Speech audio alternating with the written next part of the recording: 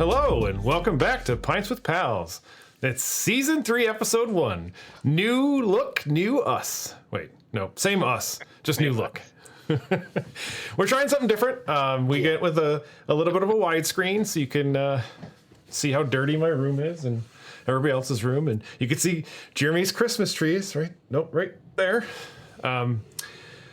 Anyhow, my name's Mike. If you guys haven't been with us, with us to the above is Jason, and to the it's that way. Okay. That's backwards. Yeah. Is Jeremy.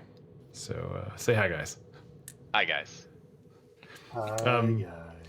Today's beer is it's Rogue Dead Guy IPA.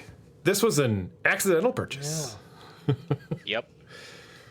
It was back when we had the first season 1, or was it season 2? I think it was 1. So. Where we had the Dead Guy Ale. And I actually bought the. Really? Mine foamed up again. Ow! Mine is not foamed up at all. Mine exploded. Hold on. Mine exploded as well. So they must not transport very well. I don't know what's happening. I handed mine to you, though. Yeah, I don't know. So maybe mine's flat.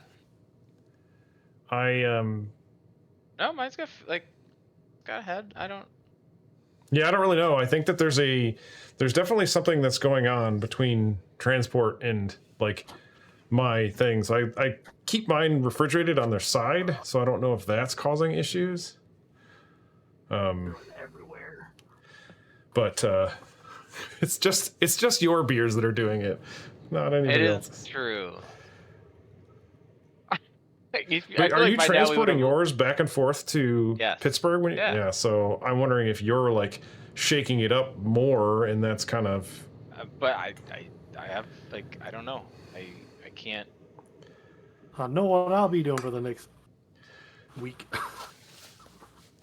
I feel like we should have learned our lesson by now to have something ready. Oh, this is. You don't like it? I haven't tried it yet. Waiting for Jeremy. I always have my bowl, my pretzel bowl. I can't let it sit. It's fine. We can talk. I don't know if you can hear us, but it's 69 IBUs, so it's gonna be bitter. Let me think here, or remember, or just Google it. Two-Hearted Ale IBU. Yeah, Two-Hearted is 60, so this is gonna be a little bit more bitter. Have you tried it yet? No. Or Jeremy. It smells really good. Definitely citrusy. Welcome back, Jeremy. It smells like a.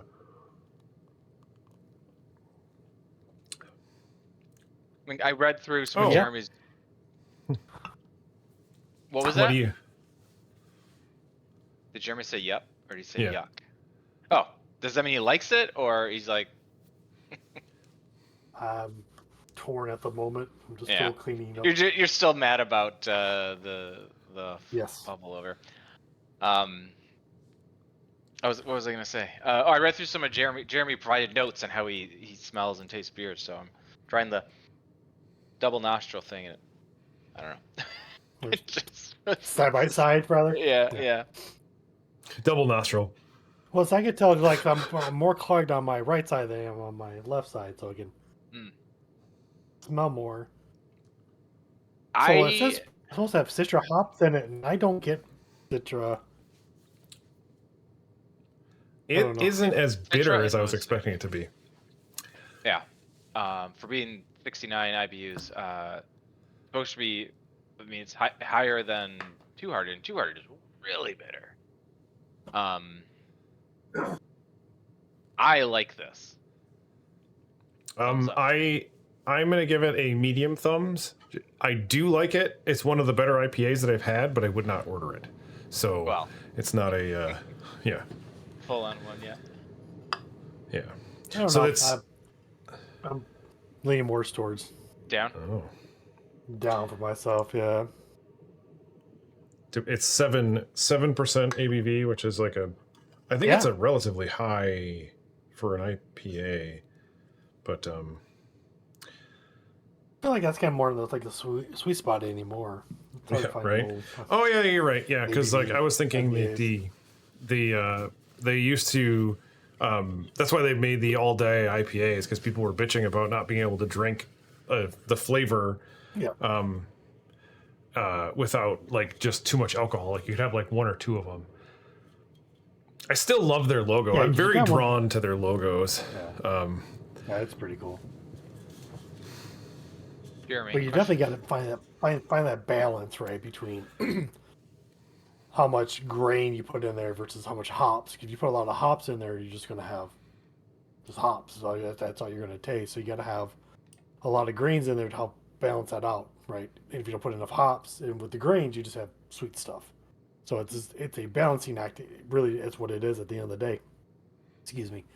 So I think that's why they have to bump up the ABV, because they're using so much hops and then using so much grains to make it taste, delicious.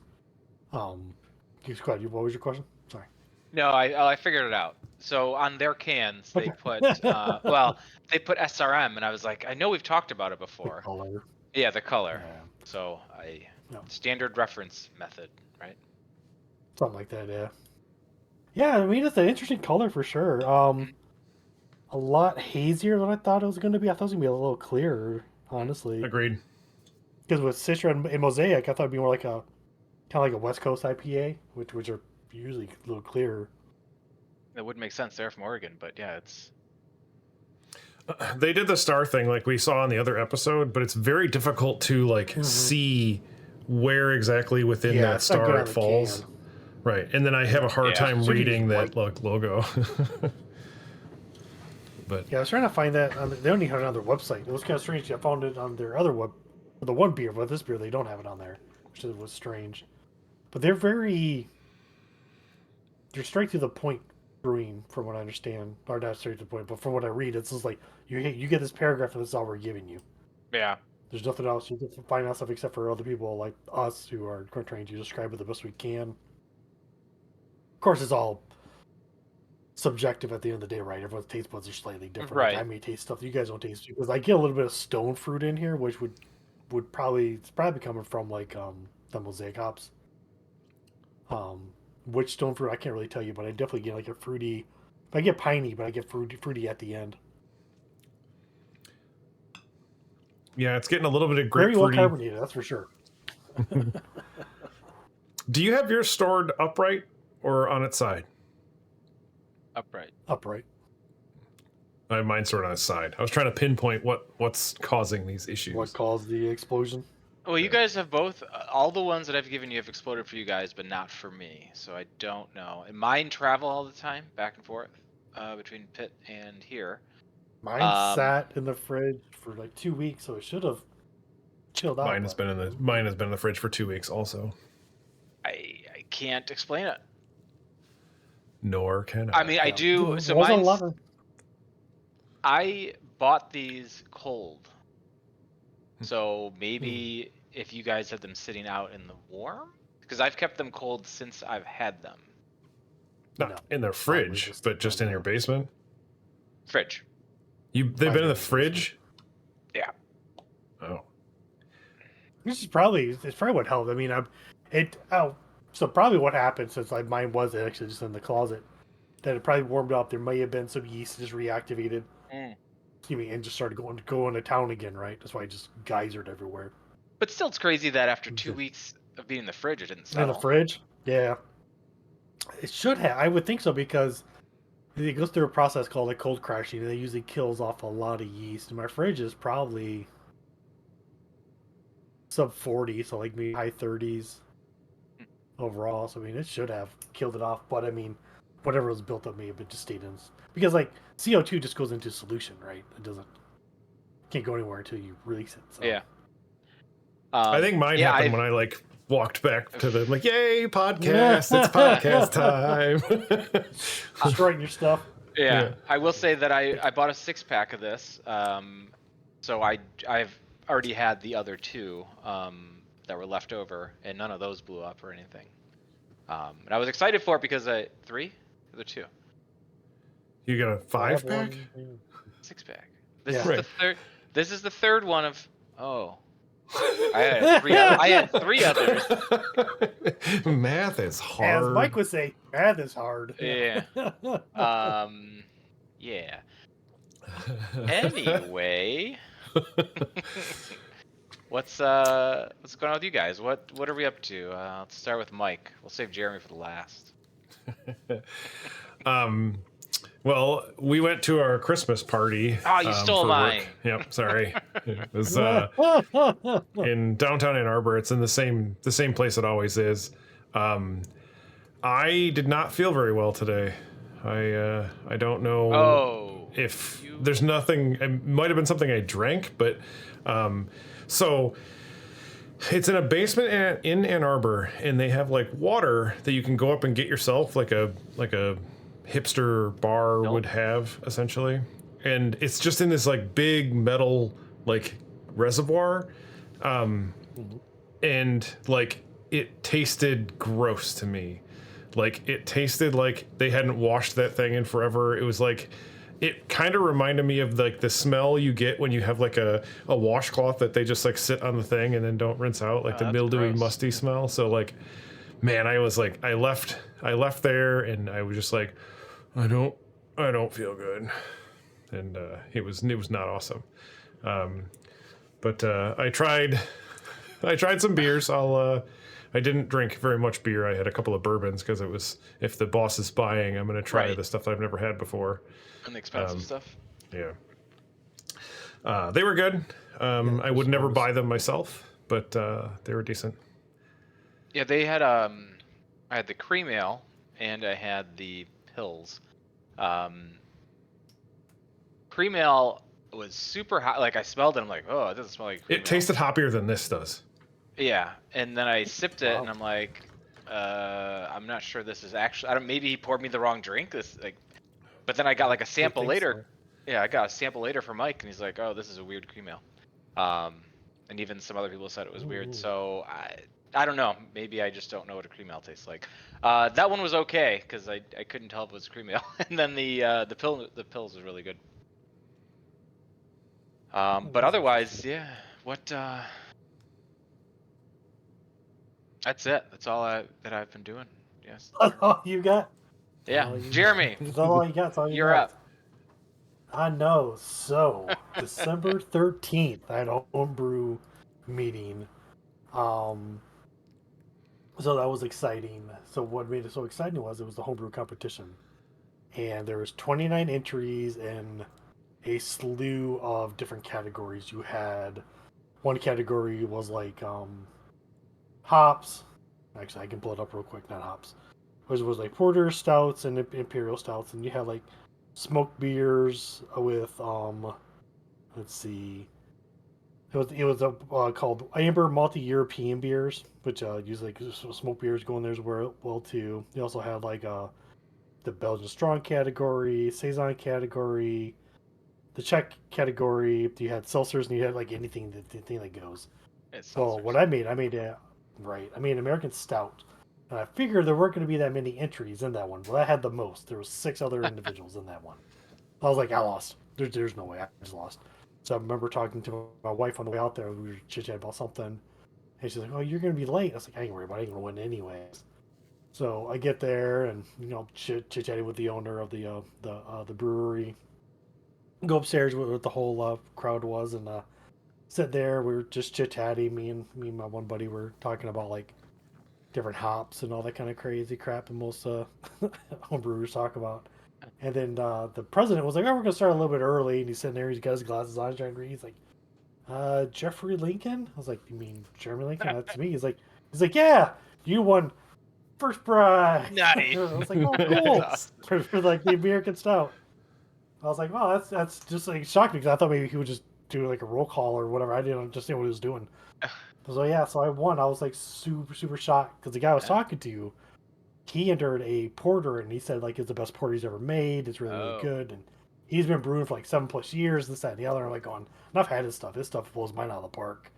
I was like, yeah, I definitely lost. And then like I won. I was like, also shocked. I was stoked.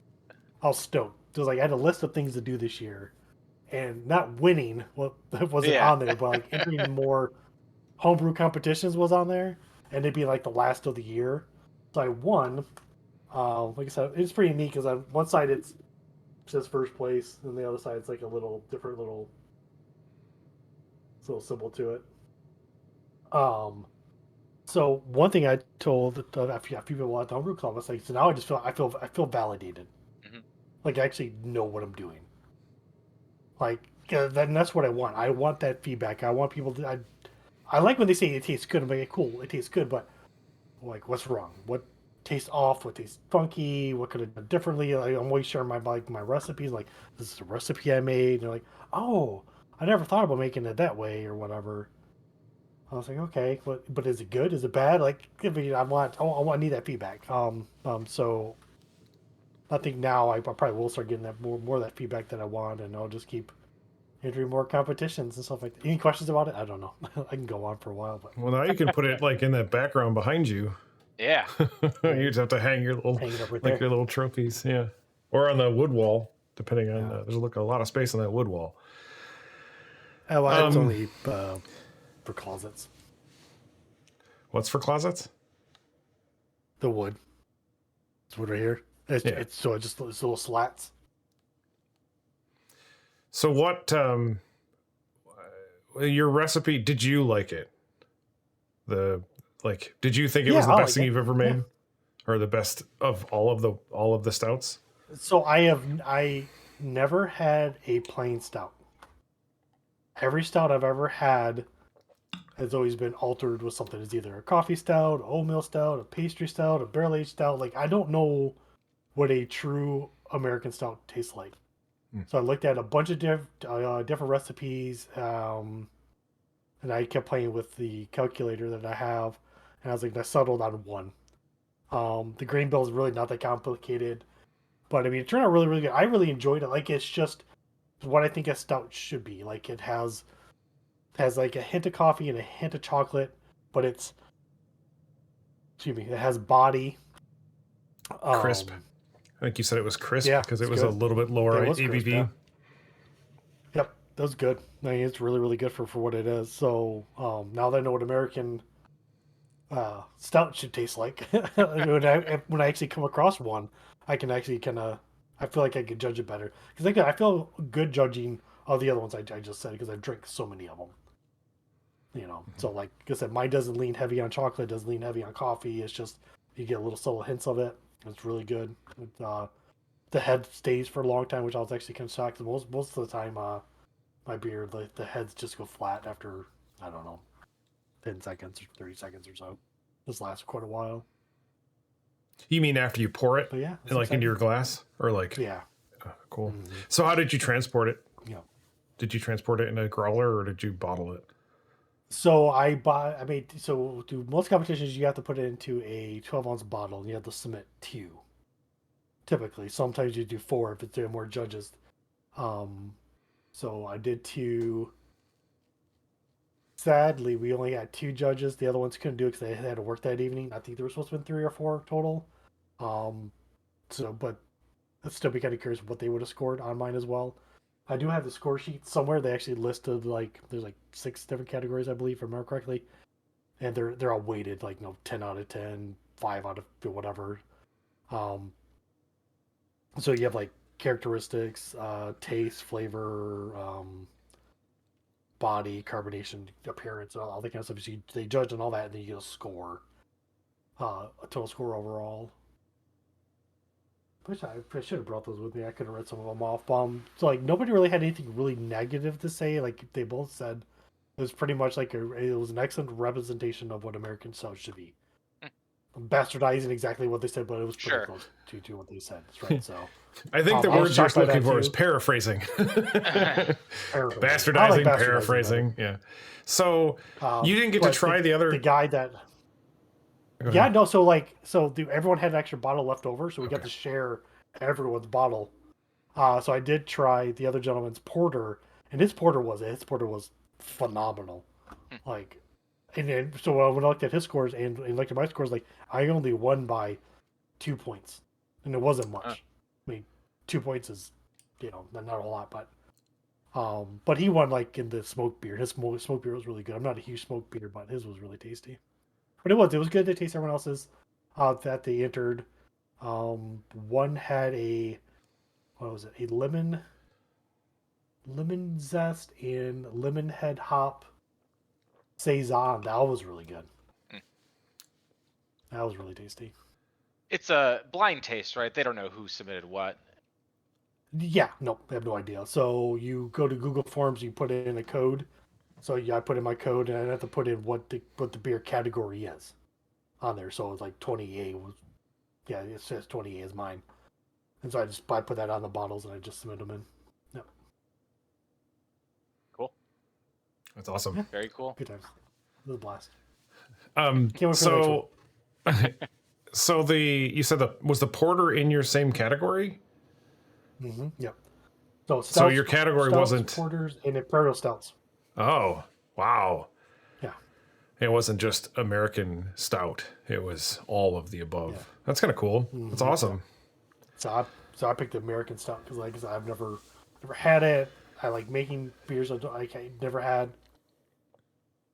Because then if it tastes bad, then I go, well, maybe it's what it's supposed to taste like. I don't know.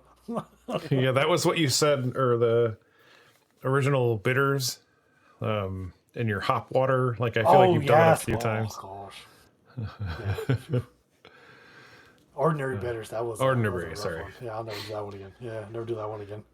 Yeah, I'm not maybe if I ever go to England, maybe I'll try like English bitters over there, whatever. But no, they're not for me. I don't like any of them. That sucks.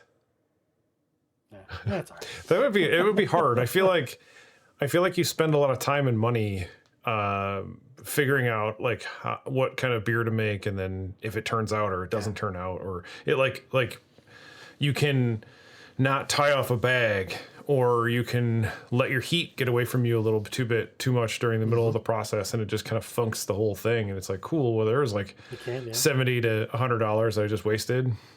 That sucks. But I guess that's part of the Luckily, fun. I don't spend that much. I think on average $30 a batch. So yeah. If I was spending $70 to $100, I'd be making big old boys, 14-15%ers that take like 6 months to a year to ferment. But yeah, no, it was a good time. We had a good turnout. It'd be like the last get together of the year. Like, got to see a lot of old club members that don't come out much. I mean, they're just old. They're in their 70s. They don't leave the house very often, but they show up to like special things and stuff like that. Cool. Good time. That's awesome. Congratulations. I was really excited to talk to you about that. Yeah. Oh, it's so much fun. I kept wanting to, as we're getting ready to record, I was like, I just want to talk to Jeremy about the how did it win. Oh, you can ask me any questions, yeah. Well, yeah. You seem really excited, so it's good. You didn't. Yeah.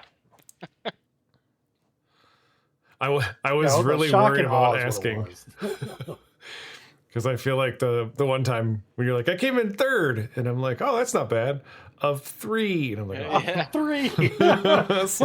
Well, I do like, what would you say? Like, oh, you won first? Or the joke after you mentioned it was like, you won first out of 1? Or right. That's like, were you the only one that submitted in your category? And then when you said 6, I was like, dang.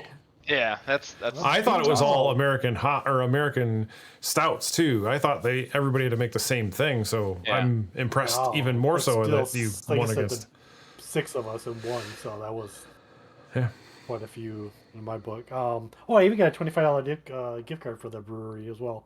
Oh, cool. So that's 4 pints roughly. Yeah, that's awesome. Cool. I know that you've done, or you have an IPA recipe. I don't know if you had one that you wanted to reshare at all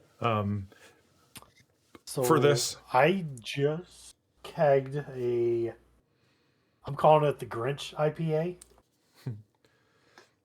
So, and I don't have it in the notes, but I made this last week and already got it in the keg It's that fermented under pressure, so it kind of speeds up the process quite a bit. So, using your spunding valve. It's the only thing I remember. Oh yeah, spunding valve. Heck yeah, that thing's so cool. It's really cool to watch. Like just bubble, just blow all the excess gas out. Let's see. So this is gonna be just shy of 5%, give or take. But what I used 5 pounds of Pilsner malt. That's my base malt. That's all I used. And then for the hops, I used at 60 minutes. I used a third of an ounce of Amarillo. And for life of me, I just drew a blank on what Amarillo. I know Amarillo has like some fruit notes and some woodiness. And then at the 5 minute mark, I threw in 3/4 of an ounce of Amarillos, and at the last minute of boil, I threw in almost another whole ounce of an Amarillo hops into it. So yes, technically it's a smash beer, but also it's going to be an IPA smash beer because of all the hops I threw into it. Mm-hmm. It is green like the Grinch. That's why I'm calling it the the Grinch IPA. Oh, I didn't tell you this. So I named my last beer, my stout, the one I won with. I called it Dark Matter. Oh, or yes. Actually, Nibbler - Dark Matter, right? So. And it won first. They won first, yep. Even though it's a number 2. Yes. Hopefully, some of the Futurama people will understand. Yeah. But yeah, so that should be. I'll throw gas on it tomorrow morning, and hopefully by next week I'll be ready to taste it. But yeah, it's a simple recipe. Just 5 pounds of malt. Get 2 ounces of the hops that you want to use. I use an Amarillo. You're gonna mash in at about 152, 154 degrees for about 45 minutes to 60 minutes. Just depends on what you're trying to go for. 45 minutes seems to be the kind of rule of thumb anymore. Other than that, it's easy peasy. It's a quick recipe. Took me 3 hours from the time I started till I finished washing everything up. It wasn't hard at all. That's cool. That seems like the amount of brewing I could do. 45 minutes, yeah. 45 minutes, yep. If I had an electric system, I could walk away and do other things, but not having I like it. It's like you were saying earlier, you have to really have to watch the temperature. I got to stir it every so often too, because like the temperature up here is not the same temperature at the bottom. So I try to stir everything around a couple times, then I take another reading, and then if it's too low, I kick it back on. So it's it's more of a labor of love. Don't bother me much. I'm used to it now. Well, that being said, I also get to go to Asheville tomorrow to go pick up another grain bill to brew another beer. So this beer is for the neighbor up the street. He wants me to brew him my maple brown ale. He really likes it. And then the wife volunteered me to make beer for my daughter's baby shower as gifts for the guys. That's cool. Yeah. What are you making for them? To do that. Are you going to give them brown ale too? Maple brown ale. Nice. Yeah. I'll just do 5 gallons of it. Cool. Be easier that way. You gotta make some labels and, Oh yeah. If I can get fancy. Yeah, when Mike and I were at Dark Lord Day, one of our Uber drivers, we were talking to him after leaving. Oh God, yeah. And he was brewing 3 different beers for his daughter's wedding. Wasn't that what it was? Yeah, like 10 gallons each, I think, too. Like something ridiculous. Maybe it was only 5 gallons each. But it was yeah, he went on and on and on, and like we were like, hey, we have a podcast about beer, and he's like, oh really? How many followers? And we're like, never mind. 4. I have like 3 or 4 different accounts that are all following it, so yeah. So Cool. Back to this beer. They have they have one other dead guy variant, I guess. They have a dead guy Pilsner.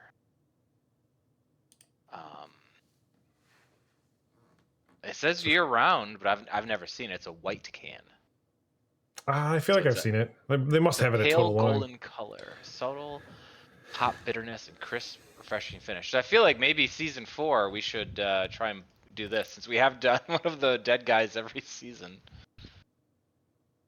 So, do you want to correct myself earlier when I said this tastes like a West Coast IPA? So, according to their own little literature they have, this is a West Coast IPA. It just happens to be cloudy. So, I just definitely want to clarify that real quick.